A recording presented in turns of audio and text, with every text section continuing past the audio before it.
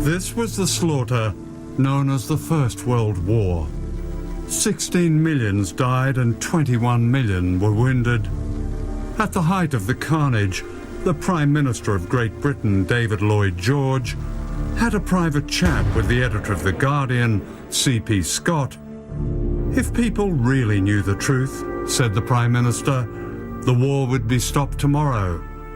But of course they don't know and can't know. The British public were desperate for real news. More than half the nation flocked to see an official propaganda film, The Battle of the Somme. Cameras were so unusual that young troops would shout, "Hello, Mum," as they marched to the front. And they were heard crying for their mothers as they died on the battlefield. This was almost never reported.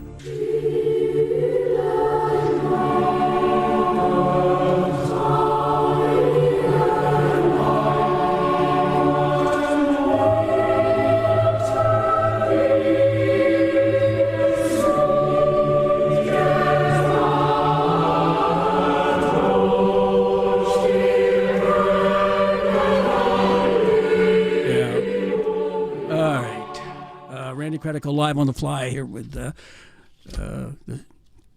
the soundboard, Reggie Johnson, and at my side here is Chuck Slatkin. All right, my assistant today. Forget my name already? Jeez, no, Randy. I had something caught in my throat. It was Okay, that shrimp salad that I sent you. It wasn't tears, right? No.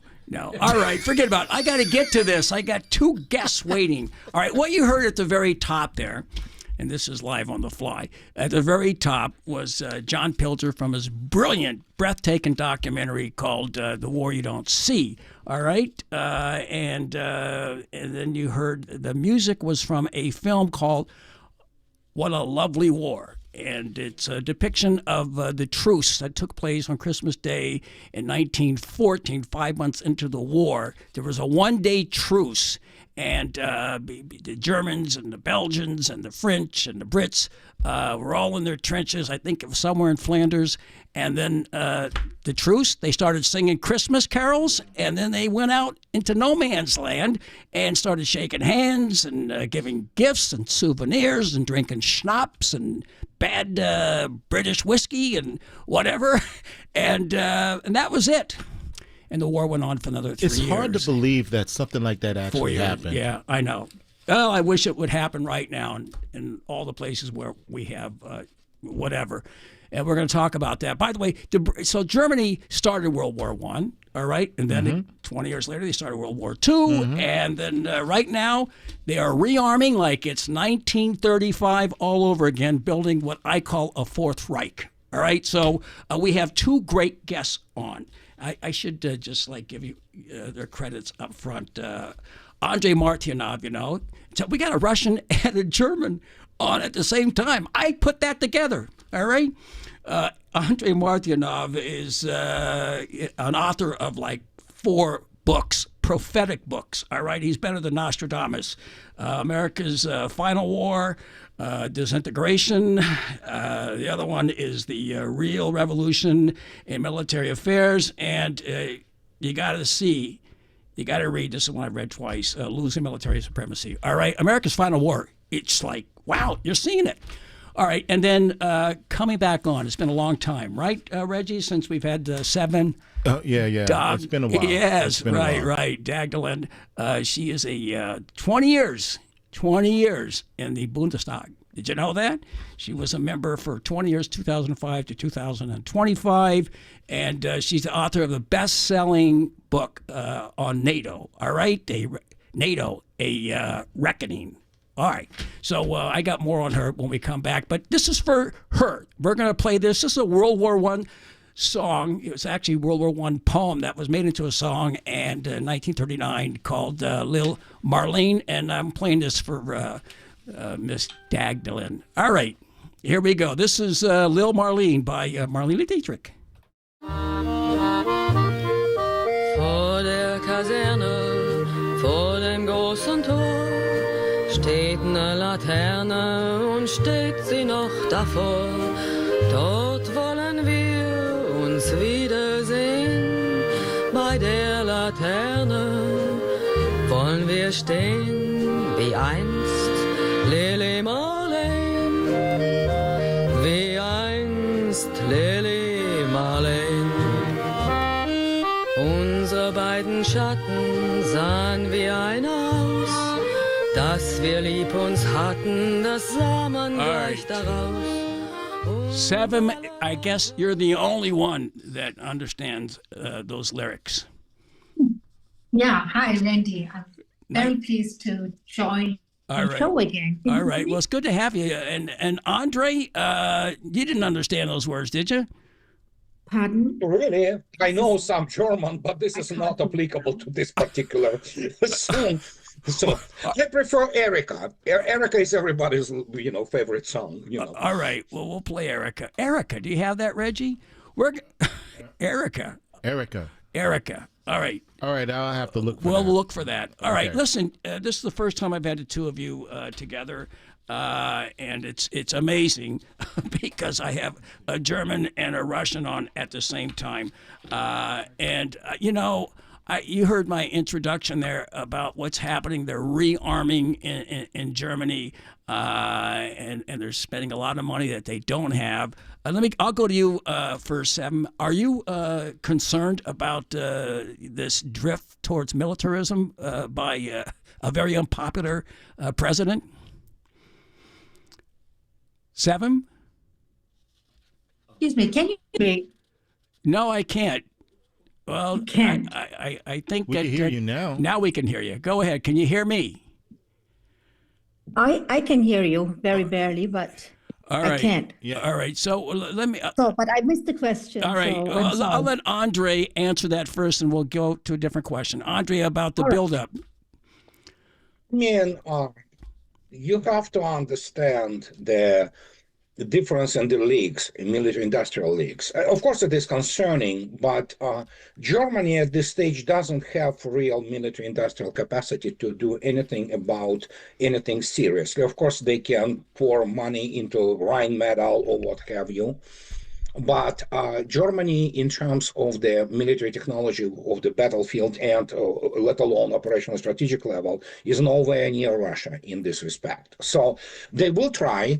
And this is the only way to maintain the political class of Germany in power. But then again, obviously, Russians are not taking any risks, considering the history between two nations. And so we might see some rather drastic measures for Russia to stop this if it comes down to it. And there is a lot of discussion of it in the last few days. And what can I say? Russians are ready to use any kind of means, from diplomatic to actual, military means, to stop any kind of the militarization of not just Germany. Germany is being of course, the main engine behind this, but of the Europe as a whole. What Sevim? Can you hear me? All right. Yes, All I right, can. so we're talking about the rearmament of Germany like it's 1935. Is this causing concerns in your country? Is Russophobia that acute that they're supporting this buildup at the expense of trying to reindustrialize? Well, actually, according to the polls, not. And the German government, for example, is very unpopular. More than 80% of the population is against this government. They don't like, they dislike this government under Chancellor Merz. But I do think that it's dangerous underestimation regarding the militarization, the remilitarization of Germany at the moment, what's going on also with the war in Ukraine, because as we can see, the Germany is now becoming premium partner with Ukraine. There is a German-Ukraine agreement, which is marking a real turning point in time. For example, for the first time, the German government has concluded a strategic partnership with a country that is at war, and they're doing a military-industrial complex, a common military-industrial complex, German-Ukrainian. And for that, for example, this week, the German defense minister from the Social Democratic Party, Boris Pistorius, visited Kiev to concretize this partnership by building a joint German-Ukrainian military-industrial complex under German leadership. And this planned joint production of weapons capable of striking up to 1,500 kilometers into Russia poses a serious threat to Russian infrastructure. And as we already see with Ukrainian attacks on Russian oil refineries. And I think I really warn against underestimating this danger from every side, because Germany's largest financial supporter of Ukraine and is replacing U.S. components in long-range weapons, such as the Taurus Neo, a missile that can reach Moscow from Ukraine to bypass the U.S. veto rights. So this is one part of the remilitarization, also to get rid of the restrictions after 1945. They call it that for defense cooperation, but it's not about defense. Germany is aiming to get rid all of the restrictions because of the German history of World War II. Because after World War II, Germany got restrictions in regarding arms cooperations, rearming, and so on. And this one point. And the other point is Germany became now the fourth largest country regarding military expenses. And the aim is to build the biggest army in Europe, conventional matters.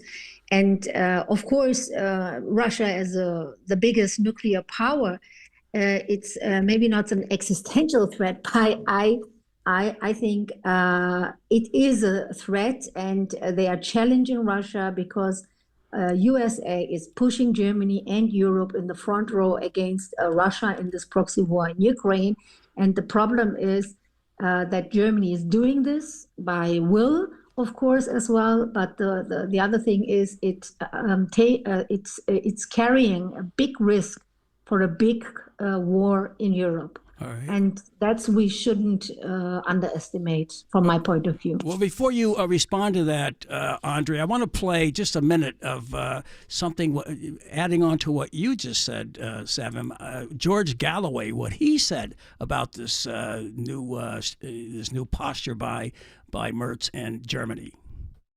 Germany is currently in breach of the surrender terms signed by Jodl at the end of the Second World War. That's right. Germany is now supplying tanks and deadly, fatal war material, deadly war material that is killing Russians, is supplying it to the regime in Zelensky. This is a breach of the 4+2 agreement at the end of World War II, which insisted that Germany would never again be allowed to become a belligerent power, threatening the peace and threatening the allies that had defeated it. This is an important legal as well as political point. And when I saw the new German Reich, which seems to have dominated now the entire apparatus of the European Union, arresting people for commemorating the liberation of Berlin, the liberation of Germany from Hitler fascism. Andrei, you want to take it from there? Sure. It's first we have to be very realistic about what Sevim said. Nobody underestimates any threat. Russians do not look at it in any way underestimating it. There is also the obviously serious moral and emotional aspect to that. But as Georgy Zhukov told Konstantin Rokossovsky in 1945 in Berlin, that we liberated them from fascism and they will hate us for that. So this is a critical so it never was a doubt that revanchist ideas will take over. And yes, we know, I agree with George, it is sort of the Fourth Reich. But you remember Marx, history repeats itself first as a tragedy and then as a farce. the war changed so dramatically, and in industrial terms, it is so different now that, as I already stated, for some reason, people didn't take the notice. There is a serious discussion now in Russia, and I'm not talking about this Shyster Karaganov, but I'm talking about among military professionals and among some people who are in power, that Germany is going to get it. And if Germany is not going to get it in nuclear way, Russia has enough conventional means to basically, well, deny German military industrial complex of any kind of the revival. And everybody knows the geographical coordinates of the, let's say, Rheinmetall shops or whatever the, which Minister of Russian Defense Ministry published there on the April 15th, the list of the companies which are supplying and working for Ukraine in Europe, from Italy to Germany to United Kingdom. So we are looking at the strikes, at the possibility of the strikes, but you have to keep in mind, there is no way Europe is capable to furnish the real army capable to fight modern combined arms war of the 2026. Simple as that. Obviously, what they will be reducing everything to, well, basically using the remnants of the armed forces of Ukraine and propaganda, which brainwashed European population, to basically try to damage Russia in one way or another. They are incapable of this real Drang nach Osten, because obviously we live in under different technological and economic paradigm. And as I already stated, just read my lips. We are talking, and not just possibility, now we have to talk about probability. How high is this probability? My estimate is very high. Wow. So that Russia will strike Germany and will make the actually example out of it, especially since George Galloway, he mentioned this situation in the breach of the 4+2 basically agreement, and obviously in accordance to United Nations Charter. Russia, I don't remember what that, Article 35, I believe, Russia is now in a full right to defend itself because Germany inserted itself as co-belligerent, for those people who do not understand the meaning of this word.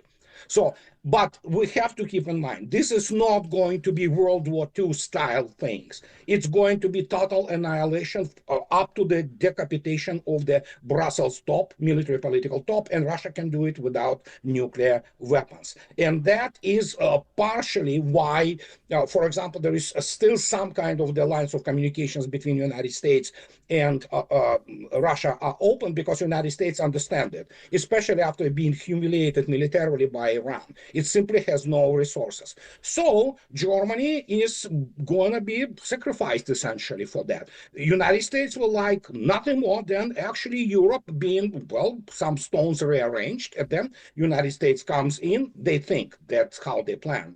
They suck at it, but that's how they plan in Washington, D.C. And then sells all those, garbage, expensive toys which do not work in real war. And so that's the whole idea. Wow. Sevim, just let me ask you this. You can add on to that, respond to that. What about the word revanchism, or in German it's revanchismo? Is there that kind of hatred because Russia, the Soviet Union, eliminated, and they did. They lost 27 million civilians, or 17 million civilians and 10 million soldiers in the process, and they were humiliated at the end. They're the ones that marched to Berlin first on May 9th. Is there that kind of hatred? And I look at Merz. I know his grandfather was an SS officer. I don't know about his father. Is that kind of his heritage, or is it because of BlackRock that he is so obsessed with this? Well, I think, first of all, there are many people also in politics who have grandparents who have been Nazis. So that's natural, because millions of people were Nazis and were in the Wehrmacht in Germany and so on. So this is not unnatural. So many people, they are grandparents have been Nazis, and so is Friedrich Merz, for example. Also, Annalena Baerbock or Robert Habeck, they have been Nazis in their family too. The thing is, with revanchism, Andrei and George, they mentioned it already. The problem is, we're celebrating the Day of Liberation from German fascism, the Day of Liberation in Europe and the whole world. And the biggest burden of this war, it was on the side of China and Soviet Union.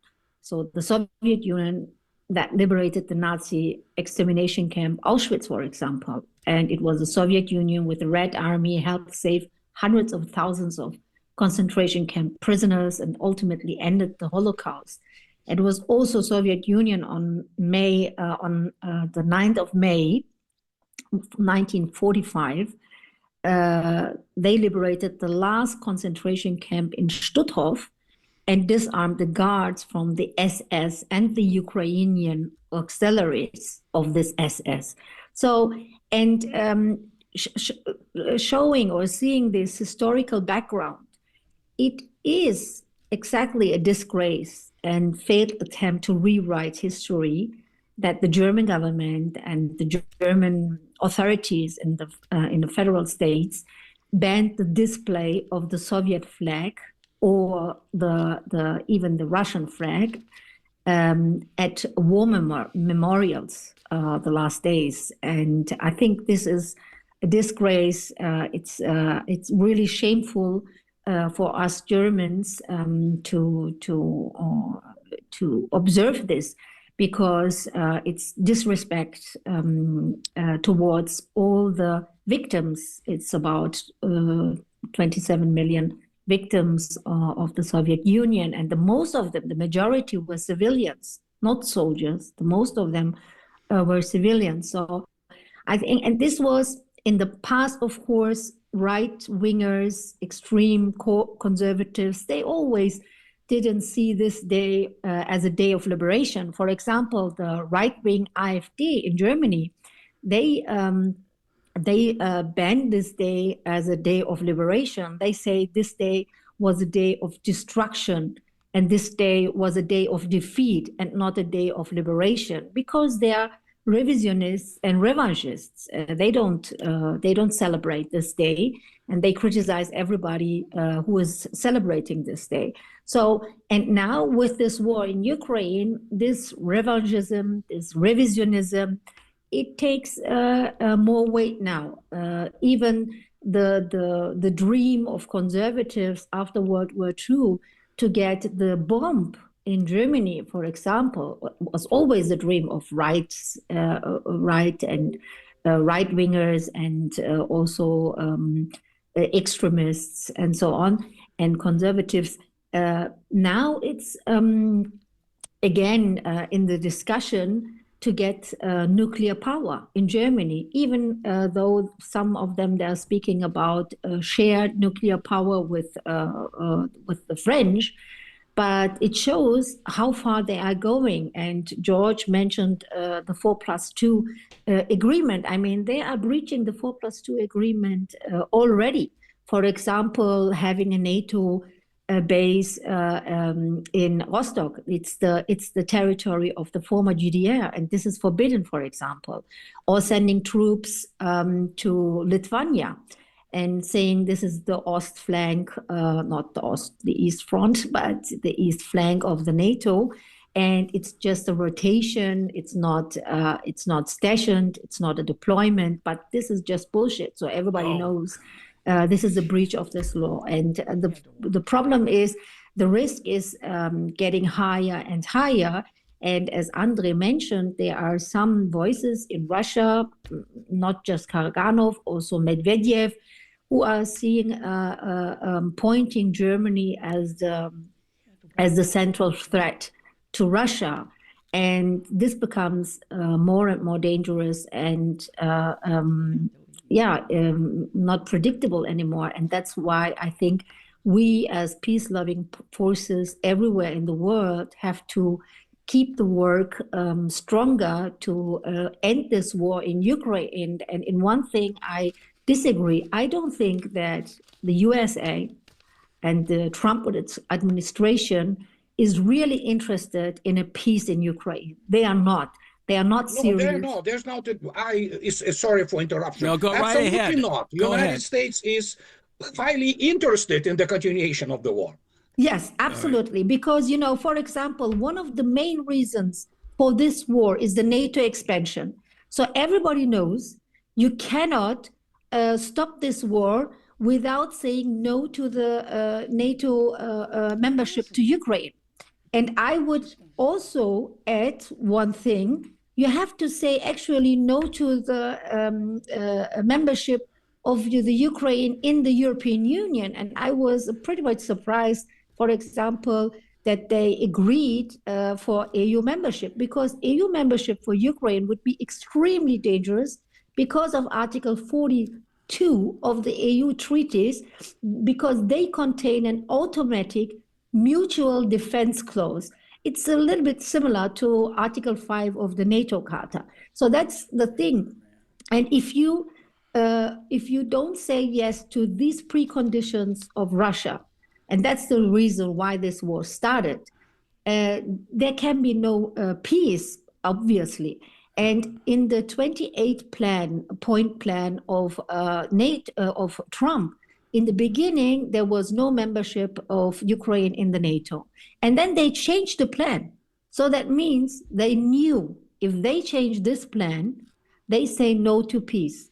And that's why I think the negotiations Trump is doing is part of the Trump administration's warfare.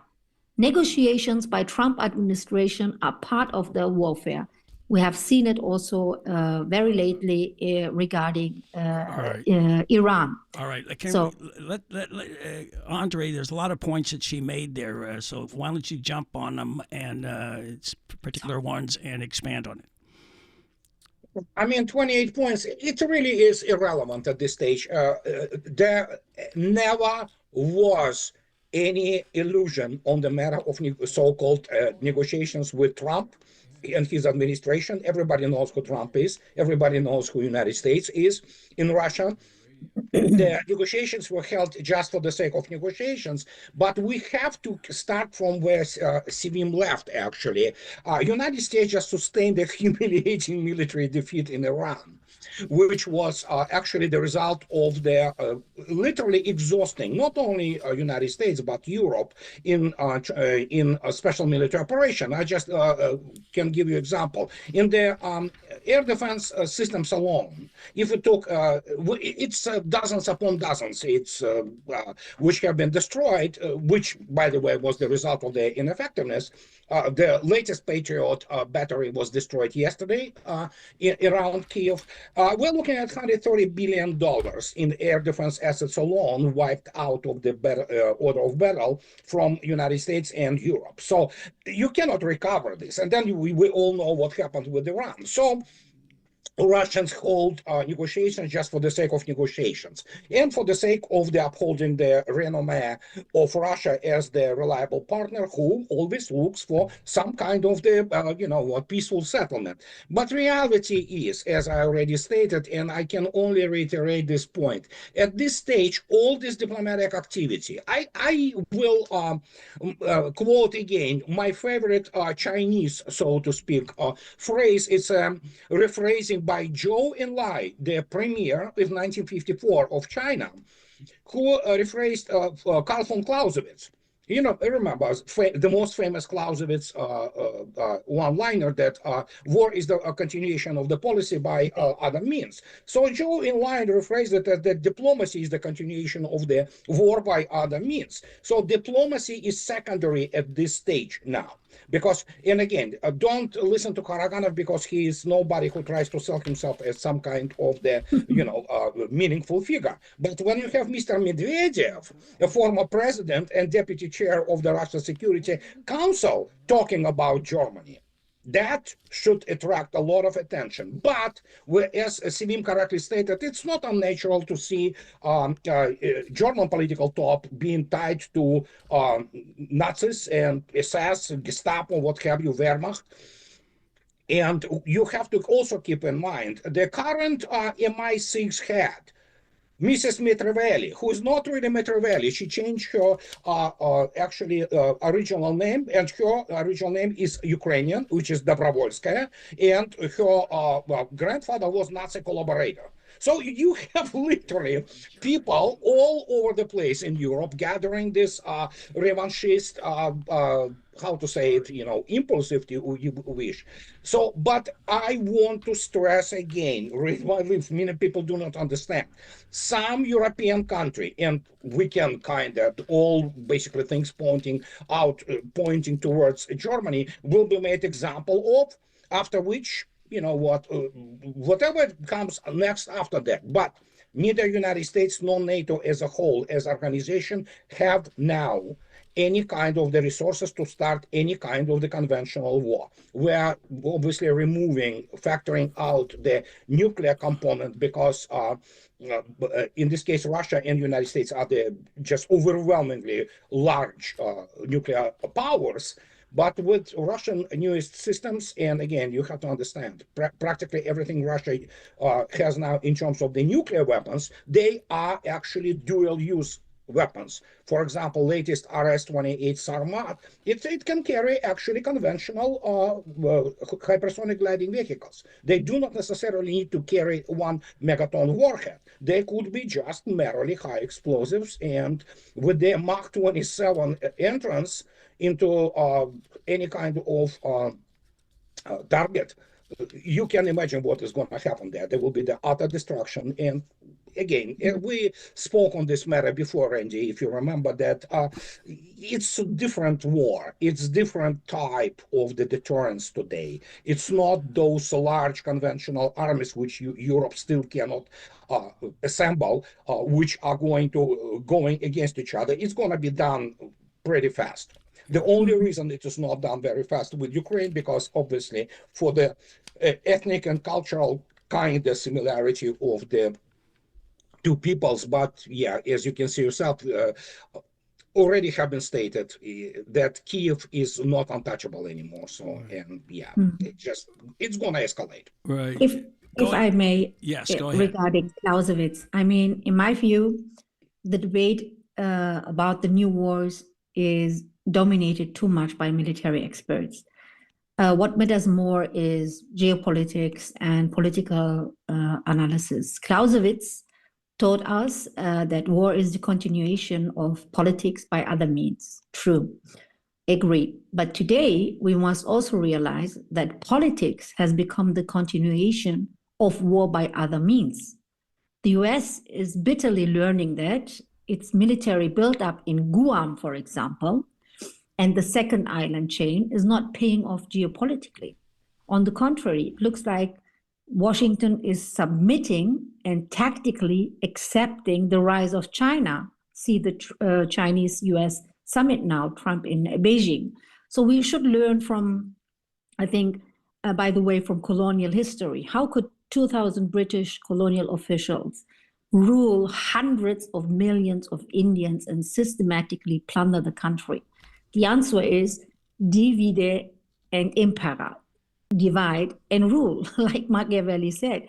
So the Trump tariffs are not a sudden admission of defeat, for example, but a clever attempt by the US Trump administration to improve US-China relations at the expense of third parties. One of the third parties is Germany, is Europe, and that's the thing, and that's why I think it's this is changing the world fundamentally at this glance because the strategic mistakes done by Europe, especially in Germany, is condemning to the decline in the global competition because of these strategic mistakes to ally on the side of the US and to do everything what the US is saying.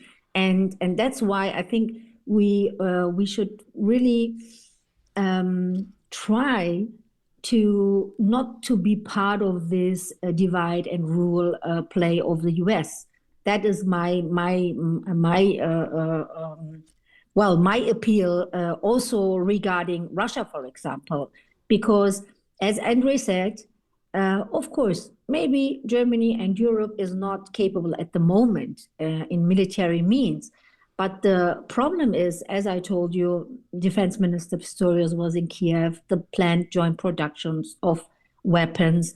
Also, there is another thing, since there is a strategic dialogue mechanism on 18th of May, the next days, between Germany and Turkey.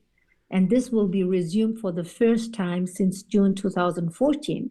So since Chancellor Friedrich Merz's visit to Ankara in late October 2025, German-Turkish relations have been in an upbeat mood. So Turkey is now tilting back towards the West. While cooperation with Russia continues, Ankara aims to use NATO and the US to gain more territory in the Caucasus against Russian influence and to position itself as a NATO tool in Central Asia.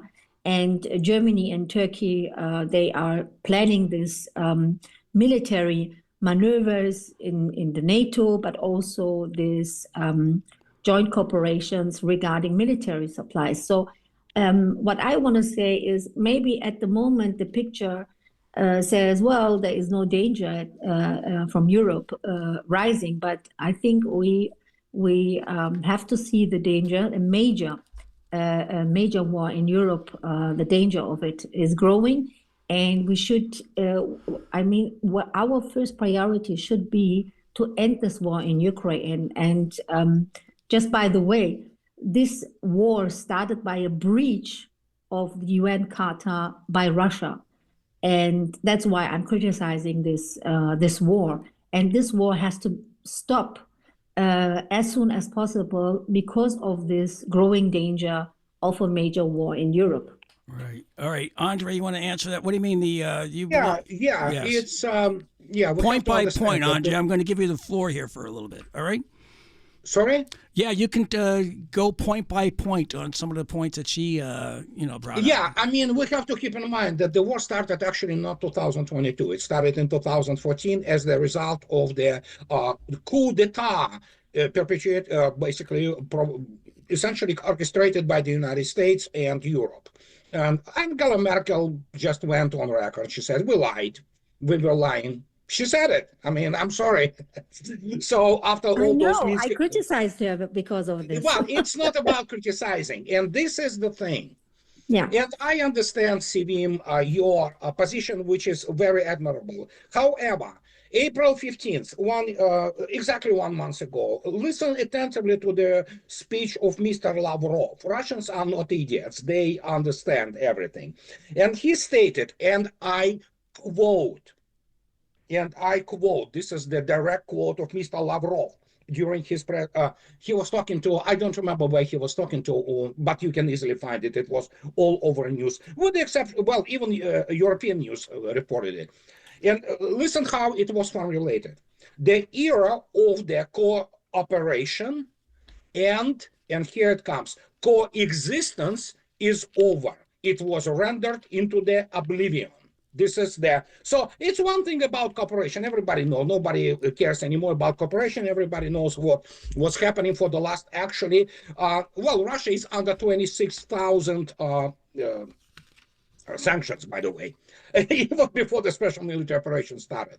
But the point is that he is talking about the end of the era of the coexistence. Russia views Europe now as clear and present danger, as existential enemy. What many people in Europe do not understand, and I want them to understand clearly, Russians do not care anymore who approves whom or what in what percentage points. Russians view Europe as the enemy, existential enemy of Russian state and Russian people. And I want to say at this stage, we reached the point that nobody cares really why it happened. Russians cared about it about 10, 15 years ago, when there was seemed that, oh yeah, there is the big European family and things of this nature. No, not anymore. That's the whole point. The tectonic shift. It's one in a 1,000 year tectonic shift, with Russia turning 180 degrees or 360 degrees per Annalena Baerbock's geometry. It turned away from the West. The Russian path towards combined West, towards European civilization, which was started even actually before the Peter the Great reforms, is over. That's what many people do not understand. This has to be understood very clearly. Will there be war? As I already stated, likely it will be, but it's not going to be World War II style thing. Russia can decapitate Brussels top, military political top, easily. But They know. may I ask you something? Yeah. I ask something? The German military and German politicians who are in favor of the proxy war in Ukraine and would like to enlarge their own participation in this war and anti-Russian they are saying, making propaganda that Russia will attack NATO in 2029. And that's why we have to militarize, we have to rearm, and so on. So when I listen to you, Andrei, is it right that people can think, okay, there is a war which is not negotiable anymore, it will definitely come with Russia, and then these people will say, oh, we have been right. So Well, that's I hear where you're coming from, Sevim, and it's a legitimate and rational argument. The problem, that's what I'm trying to explain to you and to everybody else who listens. It doesn't matter anymore. And as Vladimir Putin stays nonstop, we are always open to negotiations, but there are certain things which have to be done. It have to be done in terms of negotiations. At this stage, nobody cares what Europe thinks. Russians made the conclusion. They understand.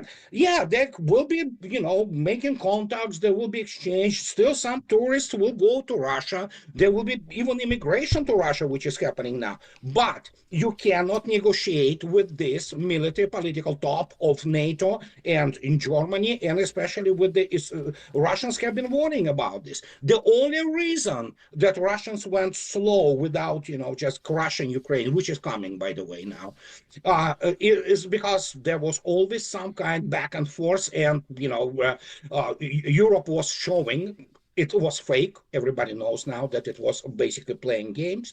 That, oh yeah, we need to negotiate, we need to settle. Now there is Russia has excellent intelligence on the ground, including within the European states. And Russia understands a technological dimension of this whole thing. And at this stage, that's the thing which has to be understood.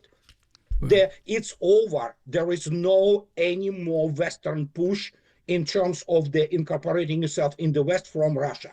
Russia was snapped, then it was humiliated, then it was essentially, it was treacherous. And so as a result, the idea that Europe is the enemy, which it is actually, and don't forget, this is the continent in which two world wars originated. If you put together those two world wars, it was the slaughter on unimaginable scale, and it was the thing which gave us industrial level atrocity. Russians are not taking this easily. I think we are exaggerating the role of Europe. Europe is just an agency of the United States. I have to kind of a little bit disagree on that. I mean, obviously, United States, make no mistake, yeah, I understand.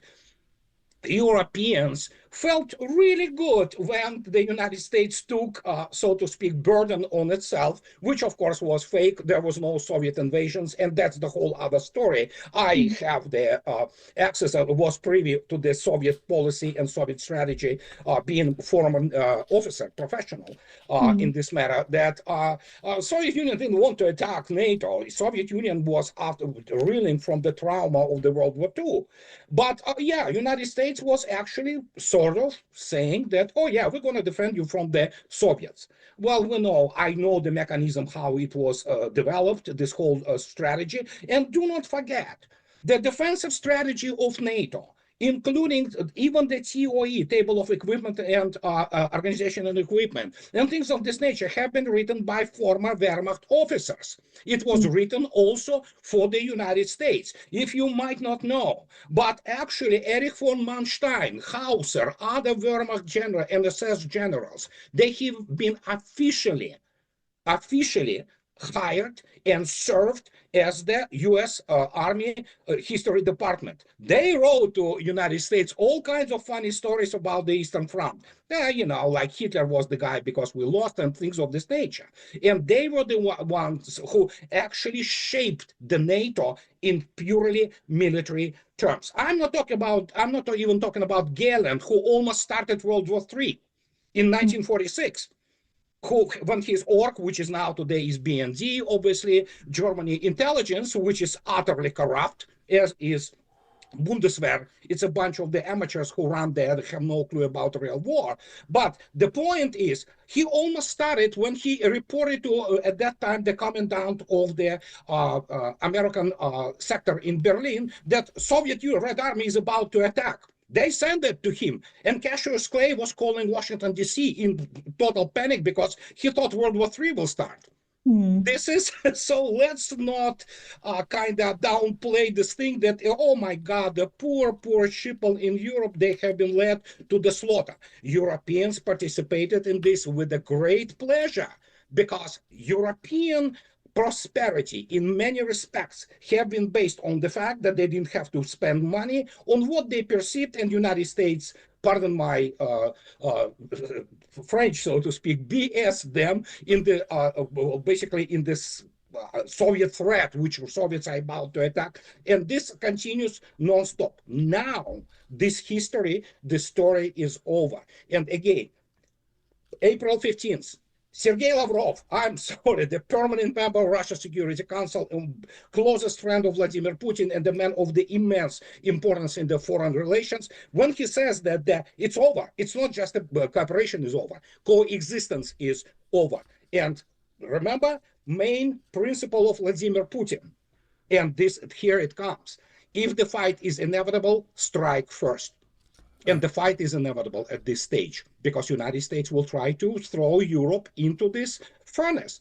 And Europeans, well, that's the problem of Europeans, I guess. All right, before you respond to that, Sevim, I just want to ask a rhetorical question here. It just came to my head, and then go back to responding to Andrei, and that is, what are the chances that President Trump has ever read Thucydides? All right, never mind. All right. You're talking about me. He never read any book in his life. I mean, come on. I mean, the guy is dumb as a stump. I mean, right. You don't think he's read Thucydides? No? He's never read anything. All right. Please. A matchbook cover's too much for him to read. All right. Go ahead, Sevim. Let's talk about the damage to the economy of Germany. I mean, first of all, you don't get cheap oil anymore. Manufacturing's down. You're sending troops to where are you sending them? Latvia or Lithuania?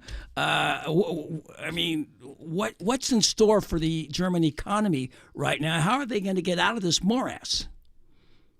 Well, and there's only one way we can go out. The U.S.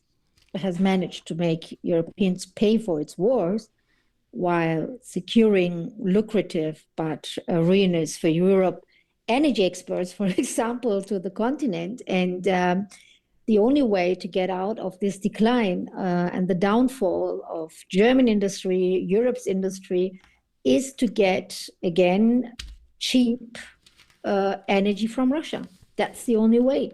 And that's why the U.S. doesn't want. They are negotiating at the moment, literally, about taking over Nord Stream 2 and then selling through Nord Stream 2 the energy more expensive to Europe and Germany again. So, I mean, they are getting rid of a competitor, the US, with Europe, because they have to get rid of their competitors because they are in own decline. regarding the rise of China. But the thing is, our European leaders, they are just blind, or they are a comprador bourgeoisie, which is accompanying this European downfall in the interest of US corporations like BlackRock, Stanley Morgan, and Morgan Stanley, and some others.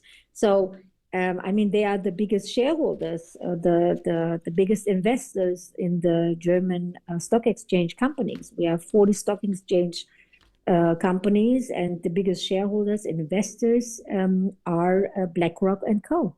So that's why this economy in Germany is in the interest of the US, and the only way is, as I said, we have to not only stop the war in Ukraine, because we have to stop the killings on both sides, but also to stop this economical damage, what people are suffering from. Normal people, normal working class people in Germany and Europe.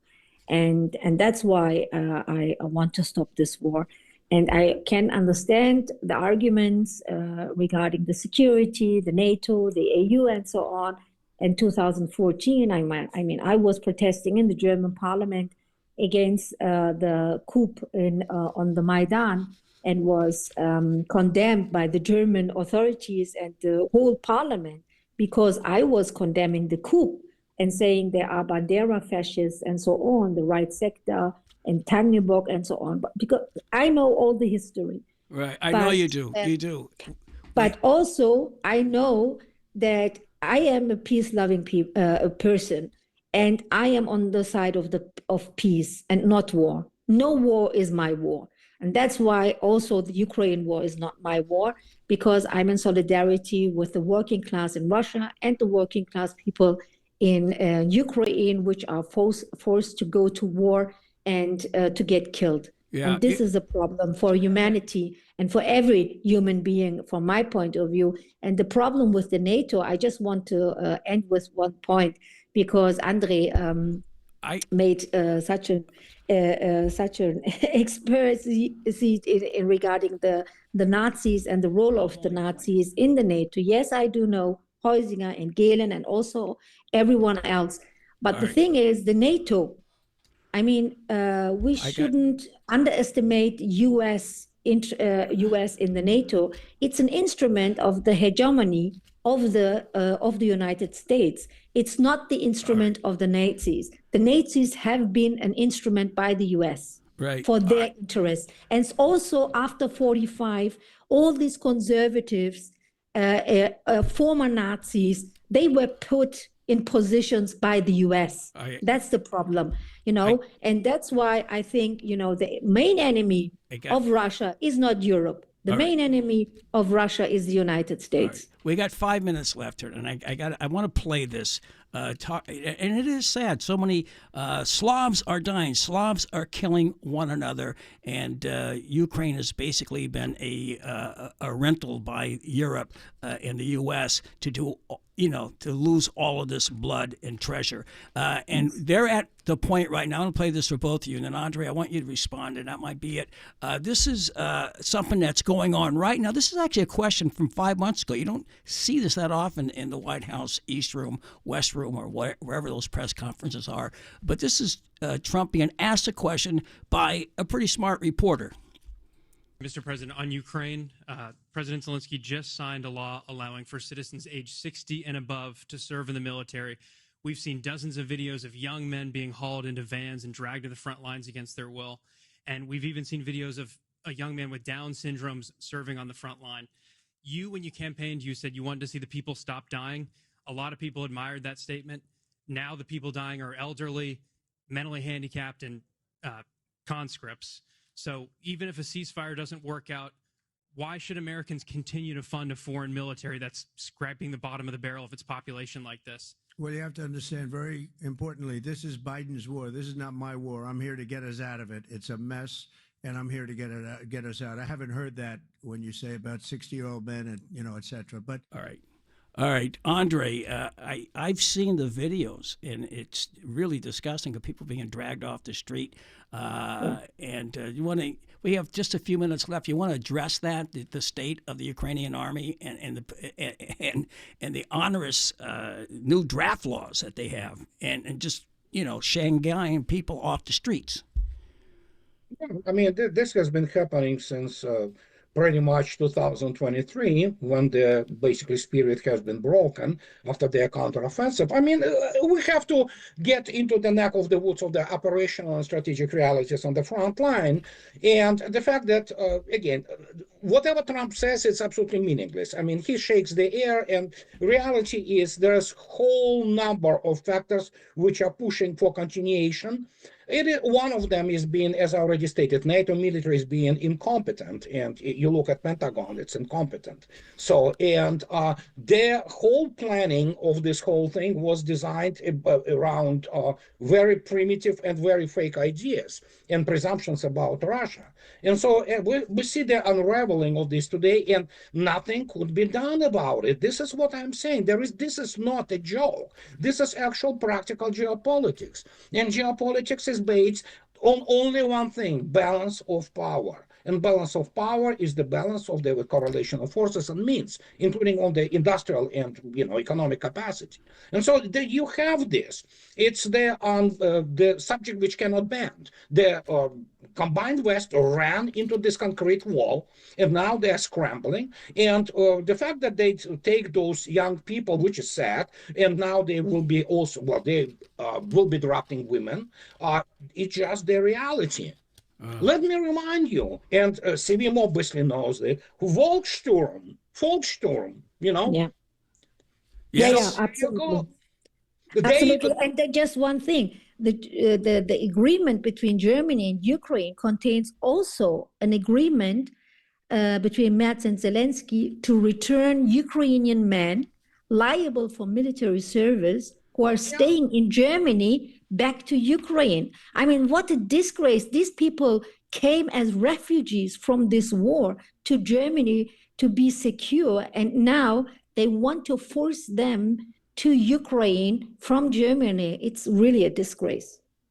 It is a disgrace. It's also the operational reality, and Russians don't care anymore. This is one of the actually very false and very shaky assumptions that, Slavs killing Slavs. Well, you know what? If you are a assassin Nazi, nobody cares what ethnicity you are. You could be a Russian, you could be whatever. Don't you remember this wonderful event when the whole Canadian Parliament gave the standing ovation to the SS guard from the SS concentration camp? This is everything you need to know about combined West. It's over. Well, all right, listen, I think just one more point. I got 40 seconds left, is that this all could have been avoided. It's been revealed now that it wasn't just Boris Johnson who sabotaged the United States. It's Biden administration. Yeah, but it was also Macron. Yes. All right. He was what do you call it? A figure in sabotaging the peace accords. Pervert boy who wants to, like Trump, he wants to feel great. Right. French are a disgraced nation. I mean, they probably will cease to exist by 2050. Actually. All right. Listen, how do people reach you? The book is called NATO, A Reckoning. And how do people get that book? The worst way is to get on Amazon. You can get it on Amazon. No, that means I'd be helping the genocide. All right, so Amazon is one way. There are other ways you can get it. All right, it's a bestseller. It's in 8 languages. All right, and do you have a website? Yes, sevim.dagdelen.de. And they can find more information about the book or my work. All right. And how about you? I know how to reach you. Smoothie X12 at YouTube. And how do people get your 4 incredible books there, Andrei? Amazon. Huh? Amazon or my publisher, Clarity Press. Clarity Press. Look up Clarity Press because that's where I got one of the books. All right. And you have a video you're putting out tonight? No, tomorrow. Well, yesterday was great. All right. Thank you both. This has been a fascinating hour. You know, it was last week was Tchaikovsky's birthday, and Cuba Vita asked me to play something. So here's Swan Lake. We're going to take you out with Swan Lake, and bye to both of you. We'll be right back with Garland Nixon and Scott Ritter. Thanks.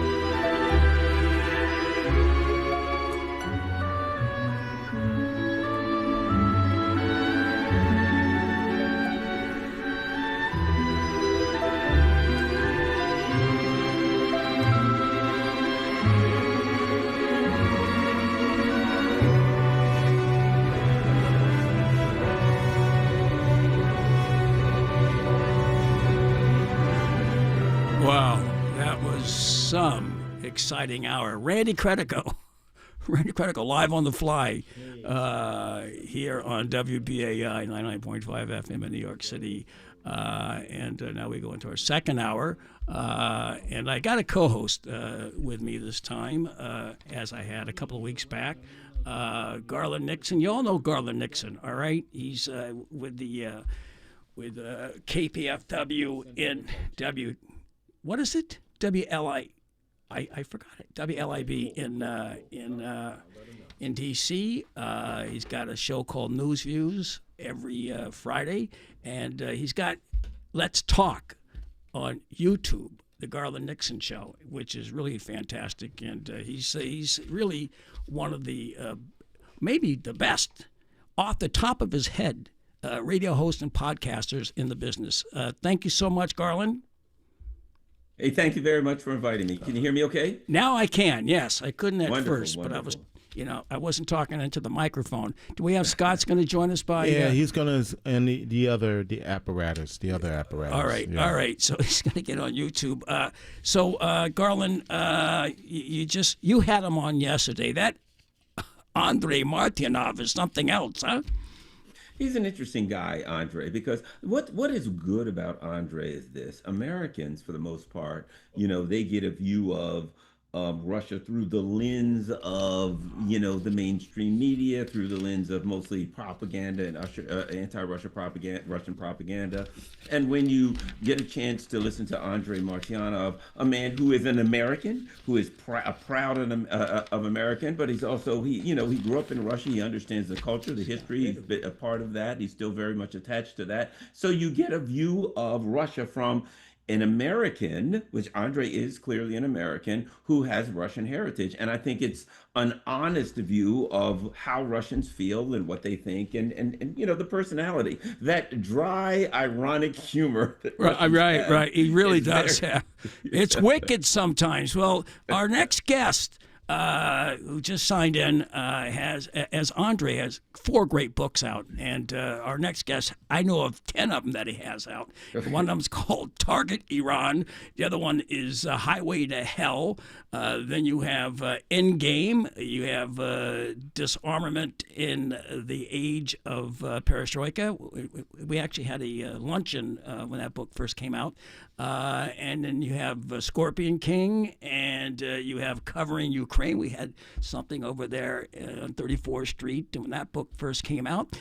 And many more. And I want you to actually humanize. Yes. I asked you to come on and co-host and then introduce Scott Ritter. All right, I've got my introduction already. All right. Scott Ritter is a former United Nations weapon inspector, military intelligence officer, author, and geopolitical analyst known for his outspoken commentary on international affairs, arms control, and modern warfare. Drawing on decades of experience in intelligence and weapons inspection, Ritter has become a prominent voice in discussions surrounding U.S. foreign policy, Russia, the Middle East, and global security issues. A veteran of the United States Marine Corps, Ritter served as a chief weapons inspector with the United Nations Special Commission in Iraq during the 1990s, where he gained international recognition for his expertise on weapons inspections and disarmament. Since leaving government service, he has dedicated much of his career to writing and public analysis focused on diplomacy, military strategy, and the consequences of war. Scott Ritter is the author of several influential books, including Endgame, Solving the Iraq Problem Once and for All, Iraq Confidential, Target Iran, Dealbreaker, Scorpion King, and Disarmament in the Time of Perestroika. His work often challenges conventional narratives and encourages critical examination of international conflicts and geopolitical power dynamics. Known for his direct communication style and deep knowledge of military affairs, Ritter continues to contribute to public debate through interviews, lectures, articles, and independent media appearances around the world. There you go. All right. That's all you got? All right. That's all I got. That's the whole hour. I guess the show's over. All right. We'll see you next week, folks. Yeah. All right. Scott, before we continue, I want to ask you both this question. It's really, I asked the last two guests this.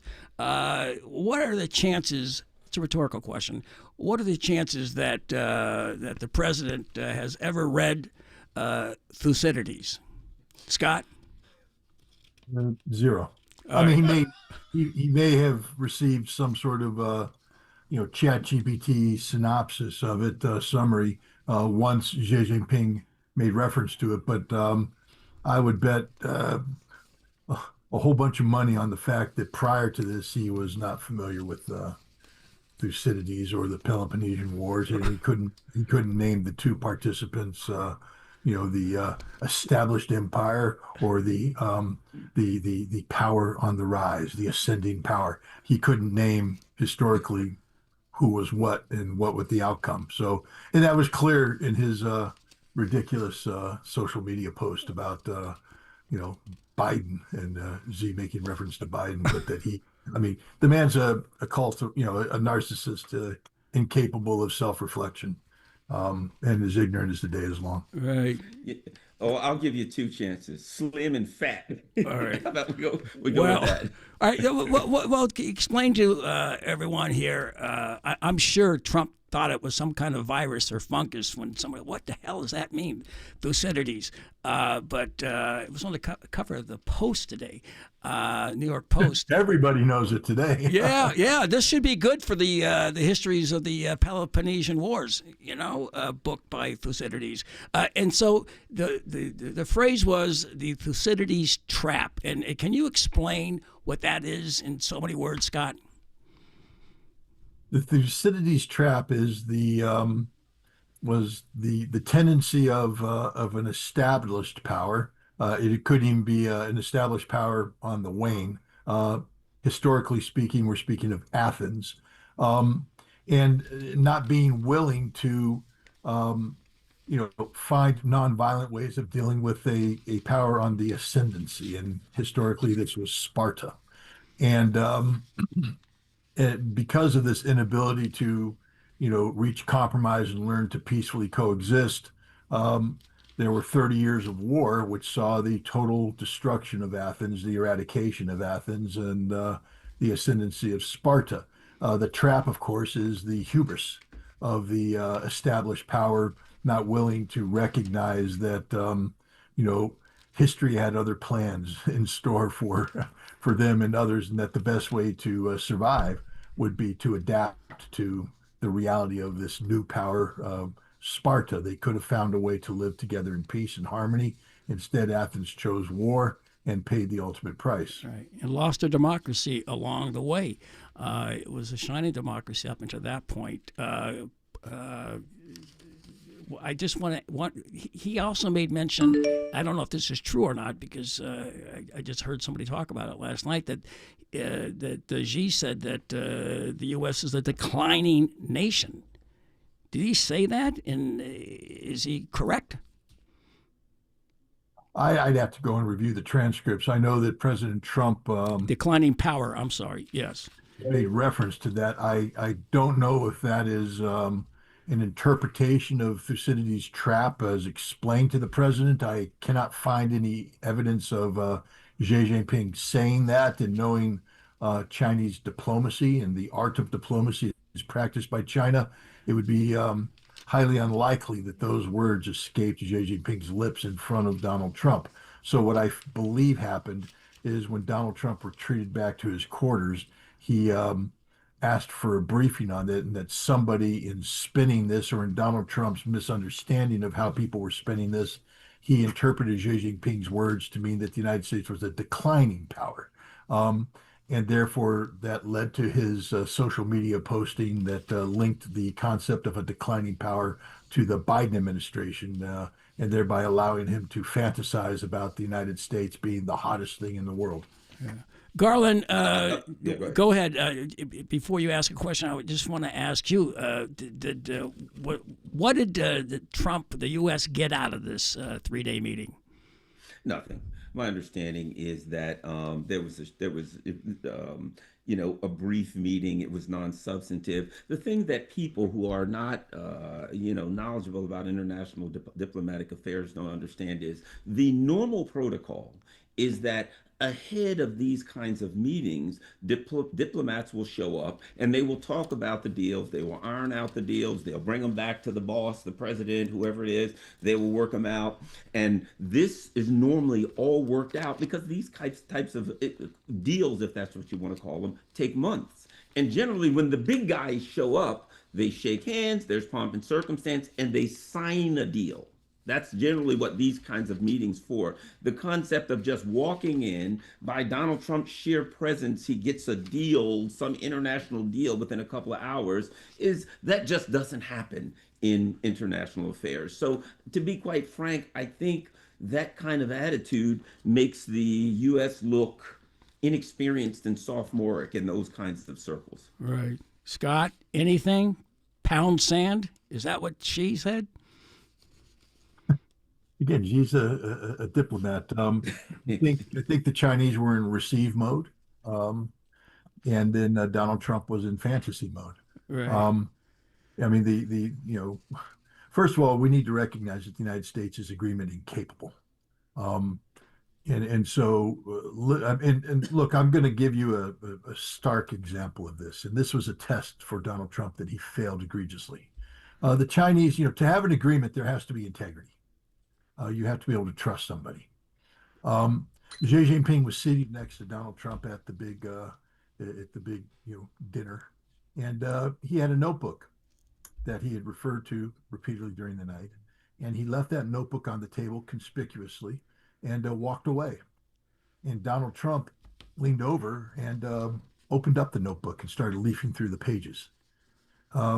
This is not the actions of an honorable man. It actually shows tremendous amount of insecurity because, the president of the United States is supposed to be the best briefed person in the room. That's the way it's always happened. I don't necessarily agree with the sources and methods that we use to make sure that he's the best briefed person. I know when I was in the United Nations, the National Security Agency would wiretap just about every phone there was to get insights on what foreign delegations were thinking in the lead up to the General Assembly debate where presidents would arrive and speak and meet and talk. But the purpose of the intelligence community isn't to care about what Scott Ritter thinks. It's to make sure that the president of the United States is never taken by surprise, that the president is aware of everything. If the intelligence community was doing its job, they would have known what was in that notebook, and Donald Trump would never have to leaf through it. But it doesn't matter. Even if you don't know, a man of honor doesn't do that. If you have a question or concern, you can ask Xi Jinping up front. Donald Trump failed the test. And I can guarantee you this was a test. Xi Jinping walked away knowing that there was video eyes on target, and they reported back. Donald Trump did what we thought he would do. And at that point in time, any chance of having deals, agreements, et cetera, with Donald Trump during this trip went out the window. The man is a despicable human being, and he has no integrity whatsoever, and he proved it live on TV to the entire world. Yeah. Garland, jump in, but let me ask you this first. One of the requests by Trump was to try to get the Gulf of Hormuz opened up and put some pressure on Iran. I think that failed. Well, I mean, let's look at what happened just a week before the meeting. The United States put sanctions on Chinese refineries just a week before coming there. Generally, if I want to deal with someone, if I want to work with someone, I do an act of good faith prior to meeting with the person. An act of good faith to show we're all on the same side. I'm not going to throw a hand grenade at them. So even before this interview happened, the U.S. leadership again showed that they view things through the lens of power and domination. We're going to punch you, and then we're going to come in the room and say, look what we can do. And I think that particularly in the context of China, I won't call them a rising power, a power that has risen, that they believe that they deserve to be respected like any other country, and they're not going to be pushed around. So any chance that there was of getting some kind of compromise on pretty much anything, I think, was thrown out the window when the United States refused to respect China as a world power prior to coming through the door. Scott, has the U.S. lost this war? Has Israel lost this war in Iran already? Well, I mean, the war as defined, yes. The goals and objectives were regime change. We've made the regime stronger. The goals and objectives were to neutralize Iran's ballistic missile and drone capabilities. They become stronger. I don't care what the president says, 18%. The CIA has leaked information that says 70, 75%, then updated to say 90%. But Araghchi, the foreign minister, probably has the most accurate information of all, which is 120%, which means that when Admiral Cooper, I believe his name is, testified before the Senate today, and he said that we have eliminated all but 13% of Iran's ballistic missile production. He has no clue what he's talking about. He doesn't know where his bombs were dropped, what damage was done, because the Iranians moved nearly the totality of their production capabilities underground. And today, in the intervening time since the ceasefire, what we call a ceasefire, took place, Iran is not only reconstituted, meaning they've built missiles to replace the ones they've launched, they've increased their numbers of missiles. Araghchi said they're at 120% today. So we failed on that. And we said that we were going to secure the Strait of Hormuz. We haven't even come close to doing that. So every single objective set forth by the United States and Israel when they started this war has not been achieved. Now, I'm just a simple Marine. Maybe there's more people out there with greater, complex thinking than me. But if you don't achieve what you wanted to achieve, then you lost. And at this state of the game, the United States lost. Now, if we want to redefine goals and objectives and then reinitiate military contact, maybe there's a chance we could pull a rabbit out of the hat. But at this juncture, I think it's clear that the cost that will be accrued if we do restart this conflict will be far greater than anything we hope to achieve. Yeah. What Garland could he do to save face and not just slink out of this war with his tail between his legs? Well, that's the problem. He lost face when he went in. So there's nothing to get. You know what I mean? You lost it when you get in. He went in, and then you take this chance. If you fight, if I go and some guy's half my size, and I attack him, and I say I'm going to beat this guy up. Okay, he's bigger than me. I probably should win. I'm bigger than him or more experienced or whatever it is. And I figure everybody says, well, Garland should win that fight. But I'm taking a chance because if he fights me to a stalemate, he wins. You know what I mean? If I don't achieve, I have to dominate him. The U.S. went in there and they were the attacker. And the attacks were repelled. The attacker engaged. The attacker did not achieve its goal. The attacker had to disengage. That sure as heck is not a victory for the attacker. And because you basically said, you better do what we want or else we're going to punish you. And Iran said, well, we're not going to do what you want. And we attempted to punish them. We were unable, we engaged them, but we were unable to achieve any of our objectives, and we had to disengage. That's a loss. And I don't see, particularly when you're fighting an opponent that on paper is supposed to be inferior, I don't see any way you get out of that without a humiliation. Yeah, Scott, these underground city factories are just like mind-boggling. Did we have the intelligence, the U.S., Israel, that they were capable, or these things were in existence? Well, in your kind introduction to me, you mentioned a book called Target Iran. Target Iran is based upon many things, including a trip I made to Iran back in 2005.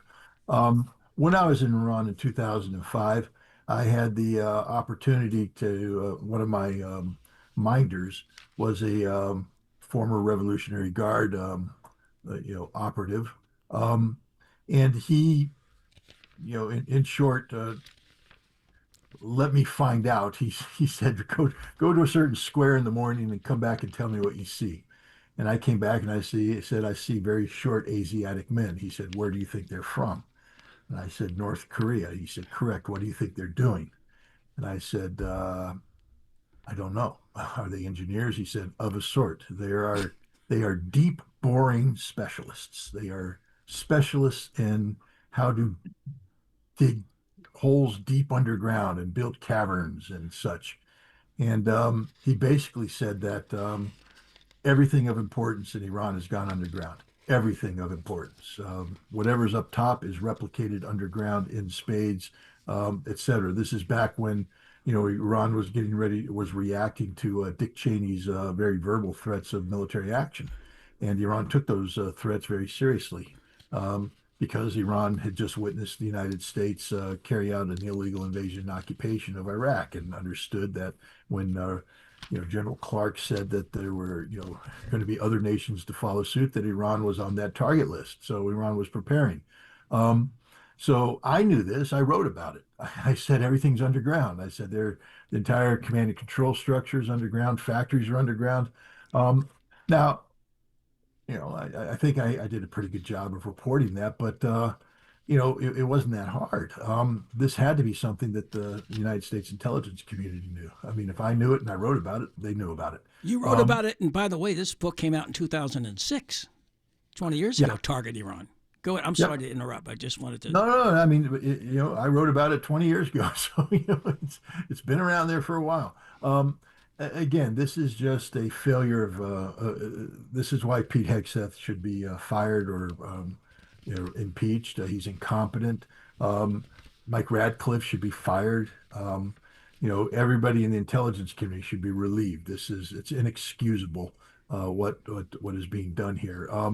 Relieved or resign. I mean, let's just hypothetically say that there's an intelligence officer who had all this information and put together a briefing, and then that briefing was either prohibited from being allowed to be presented or was ignored. At that point in time, as an intelligence professional, you have to understand that you're having zero impact on the issue, and you need to resign. You need to go to Congress and you need to inform Congress. We aren't a dictatorship. The president is accountable to rules, regulations, for precedent, and he's also accountable for the security of the United States of America. And Congress's job is to serve as in an oversight role. But the bottom line, this was, as Donald Rumsfeld would say, this was a known, meaning we knew about it. It was a knowable known. We knew about it. It was there. We just ignored it because we are arrogant. And when you allow yourself to be, when you embrace the sin of hubris, you pay the price. Our arrogance blinded us to realities. Yeah. Garland, you want to pick up on that? Well, another issue we have here, I think, is we have a political issue, and that is that look at the kind of people that you find in the Trump administration. And I could say it's the same thing. Me, I'm a nonpartisan person about the Biden administration. You had Tony Blinken, who was supposedly a diplomat, and his experience was carrying Joe Biden's coat and umbrella for the last 20 years, right? He was just a lackey for Biden, and they put him in. Now we have Pete Hegseth, who seems to be a drunken sot, to be quite frank. I mean, the guy is an embarrassment. I know an alcoholic when I see one. Yeah, believe exactly. Me. Exactly. Being one, he's a mess. He's a mess. And the only thing he can do, he's effectively a cheerleader. So we don't have a competent staff there, people who have the ability, because a competent staff would have listened to people enough to say, well, this is probably a bad idea. We probably shouldn't do this. But, the other thing you have to wonder is how much of decisions, because we know there have been plans for many, many years to go after Iran. We know that there had been president after president had been asked to go, and that they'd said, this is probably a bad idea. And along comes Donald Trump and his wisdom and says, oh yeah, I think we can handle this. So there is a political crisis going on in the United States, and it is both a crisis of competency. It's a crisis of legitimacy, in that, when you have people who ignore their constitutional duties, including the Congress, who should have impeached Donald Trump for starting this war in violation of the Constitution. There's just it creates a political crisis. He did this, but where's Congress? They have a duty. We have a Constitution, and both sides, both of these branches of government are ignoring their constitutional responsibilities. All right. I want to move on because I originally wanted to talk about this. I did for 45 minutes with Sevim, Dagdelen, and with Andrei Martyanov about the very frightening situation, the escalation of the war in Europe, the proxy war in Ukraine. Now that they've been drained of all of their proxy army, rent an army. Germany is rearming as if it's 1935, Scott, and you've got them sending, I think, a brigade to Lithuania, and they're building these high-tech drones, and they're directing them. Where are we going with this, and are we really close to midnight on the doomsday clock? Well, there's a couple things. First of all, we need to recognize that the situation today is far different than the situation that existed a year ago or 2 years ago. And the big difference is that Europe has decided to ignore ground truth and try to, create a new reality that brings harm to Russia. Last November, Garland and I were in Moscow, and we had the honor and privilege of interviewing a gentleman who worked with the State Duma, basically the Russian Congress, on a committee that was involved in energy security, protecting infrastructure from drone attacks.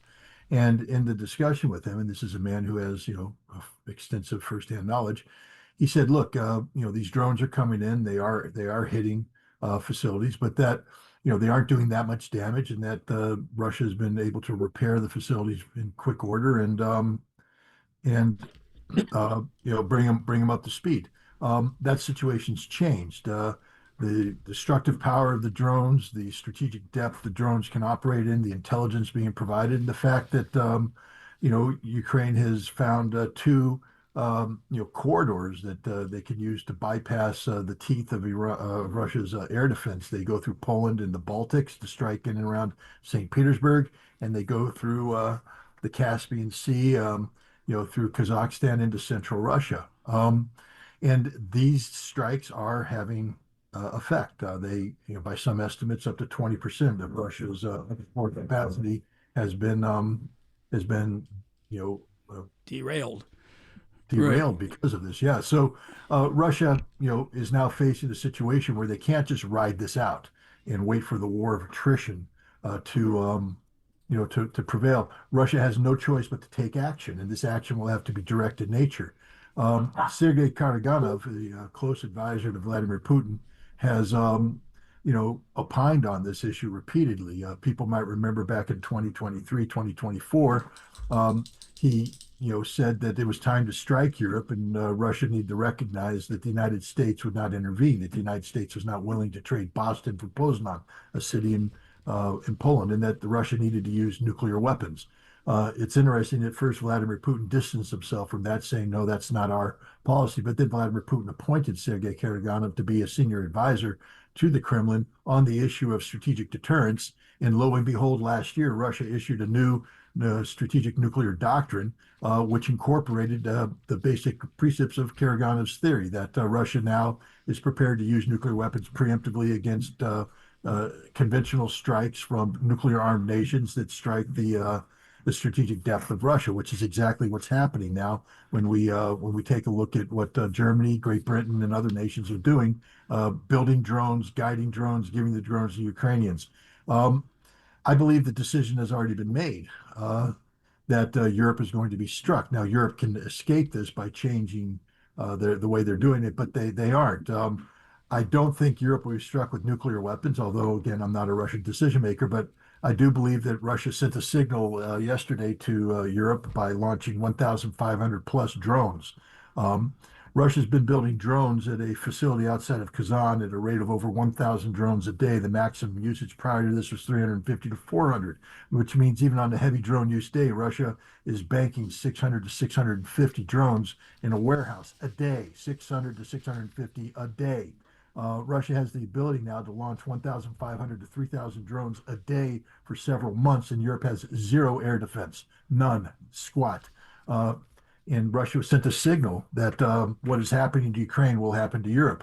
Russia also has the Oreshnik, and Russia is, I believe, prepared, and it will do this and sooner rather than later, to eradicate Bankova, the decision-making center of Kiev, with a massed Oreshnik strike that will leave the center of Kiev looking as if it were struck by a nuclear weapon. And that will be a warning to Europe that these weapons will strike European decision-making centers if Europe continues to act as if they are at war with Russia, which they are, by the way. All of the actions undertaken by Europe today constitute acts of war. They are legally parties to the conflict, and Russia has every right to treat them as such.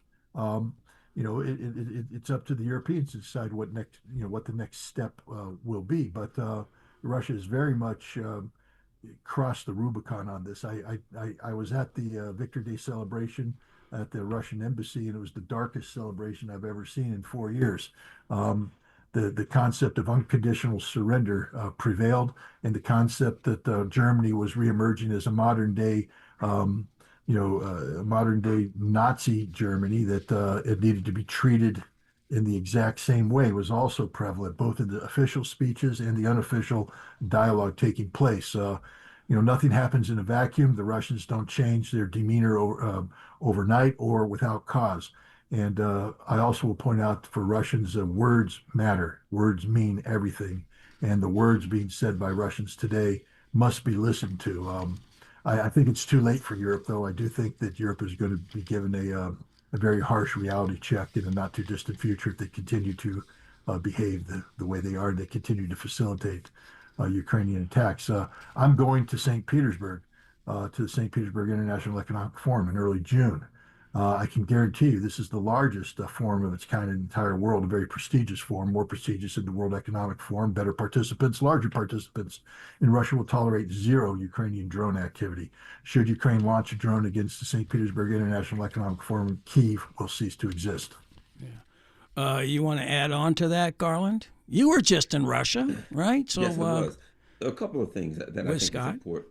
Yeah, a couple of things I think are important. Number one is to understand that Europe is facing a financial crisis, an energy crisis, and they're being deindustrialized. The odd thing about Europe right now, as an example, probably the most, if I'm not mistaken, I've seen articles that say the most unpopular leader of any country on earth is Friedrich Merz, the leader of Germany, and close behind him are Keir Starmer and Emmanuel Macron. So what we're looking at is the most unpopular leaders on the face of the planet right now are dragging their countries into a very dangerous situation.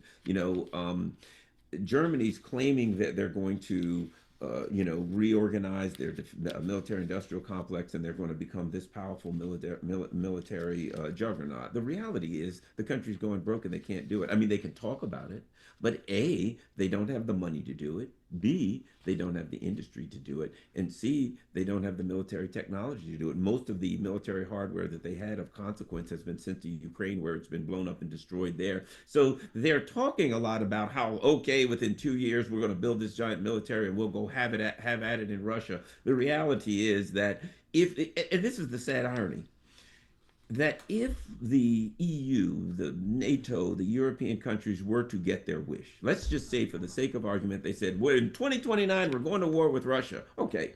And then they were to get their miracle wish. We went to war with Russia in 2029 and we defeated Russia. I don't see that happening, but let's just say for the sake of argument, they got their wish. Russia would turn the entire area into a pile of black glass. Imagine the leadership of a European of an international bloc that says that has a policy that if their policy were successful, every single person in their bloc would be dead. I've never seen anything like that in my life. It's Scott. I mean, you've been a peace activist. You know about nuclear war. I mean, you disarmed.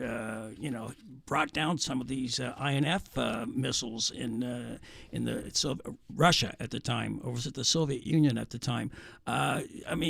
You're concerned about this going nuclear because once one goes, then who's to stop the nuclear weapons missiles from flying around the world?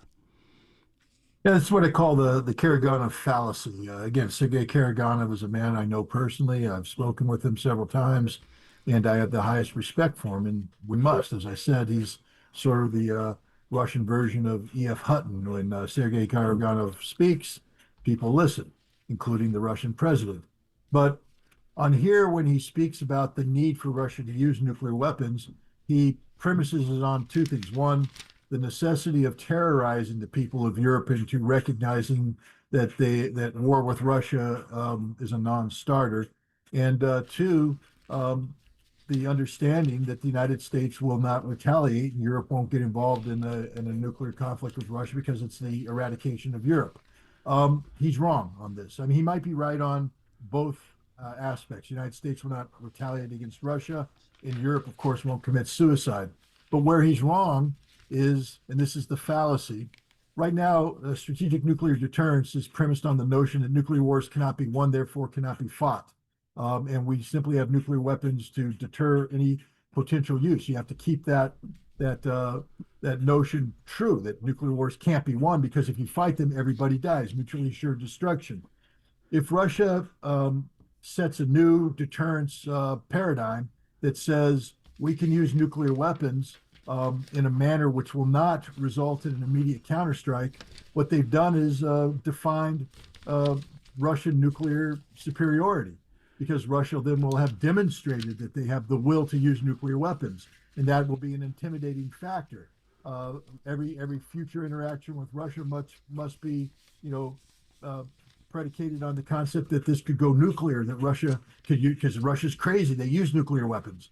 What Russia doesn't understand is the United States will not tolerate that the United States will respond by using nuclear weapons elsewhere. This isn't theoretical. I've had senior Russians tell me if the United States used nuclear weapons against Iran, Russia would have no choice but to use nuclear weapons against Europe, because Russia must match the United States in nuclear posture.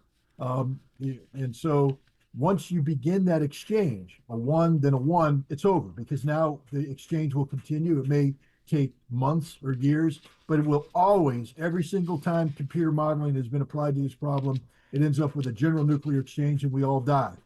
So we get back to the premise. Nuclear war cannot be won, therefore nuclear weapons should never be used. We have to find a way to convince the world's nuclear powers that there is zero scenario other than retaliation for a nuclear attack, that the use of nuclear weapons would be legitimate. And therefore, if everybody agrees that we only use nuclear weapons if we are attacked, that means nobody's going to attack first, and we can get back to the business of disarmament, which is where the direction we need to be going. The Karaganov fallacy creates a intellectual viability for the use of nuclear weapons, and that can never be tolerated. All right. Go ahead, Garland. By the way, just watch that movie or read the book On the Beach by Neville Shute, where a nuclear weapon was fired. Nobody knows from where. It started, I think, maybe in Egypt, and then everyone got into the act, and you got the last few months of life on planet Earth. Go ahead, Garland. You want to add on to what Scott just said? Well, oddly enough, I will add this to the concept of the Thucydides trap, where there's this discussion. If what was the guy wrote the book in 2010, I believe it was, about the Thucydides trap, and that discussion is a discussion that kind of softens up the beachhead. It kind of gets people accustomed to the idea that, oh well, the United States and China are going to have to go to war sooner or later. So it's like it gets people to start to accept the concept instead of reject the concept, to open that door so that if it, the people who want to do this can get there. They're like, okay, people are not going to be too freaked out about this because we've already had this discussion and they've accepted it, right? Same thing with nuclear war. You don't want to open the door to that. I don't even like the discussion of it. It scares me. And as Scott said, once you open that door, that Pandora's box the first time, number one of the things that's going to happen is everybody on earth will say, I have to have a nuclear weapon. See, with the Iranian thing, there are a lot of people,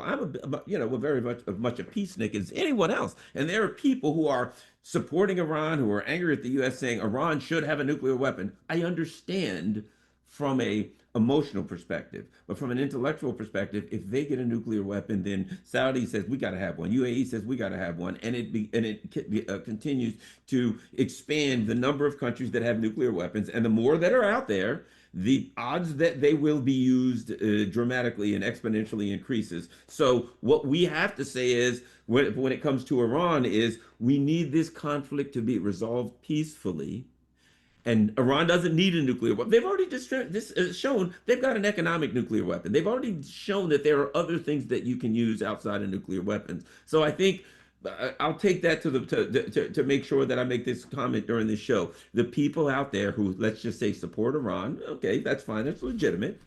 But the people who support Iran should support Iran being peaceful, not having nuclear weapons, not needing nuclear weapons, and to resolve this, and to go in the other direction where we have a nuclear-free Middle East rather than everyone in the Middle East having nuclear weapons.